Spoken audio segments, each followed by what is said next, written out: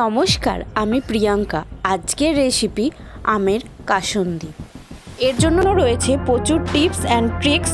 ভিডিওটা স্কিপ না করে পুরো দেখতে থাকুন। প্রথমেই আমাদেরকে একটা মিক্সিং জারে কালো সর্ষে, সাদা সর্ষে, আদা কুচি, কাঁচা লঙ্কা কুচি, আম কুচি ও স্বাদ মতো নুন দিয়ে সেটাকে ভালো করে পেস্ট করে নিতে হবে। এরপর আমাদের যেটা করতে হবে, কড়াইতে জল গরম হলে চিনি, হলুদ গুঁড়ো ও ফুটে উঠলে দিয়ে দিতে হবে আগে থেকে বেটে রাখা মশলার পেস্টটি।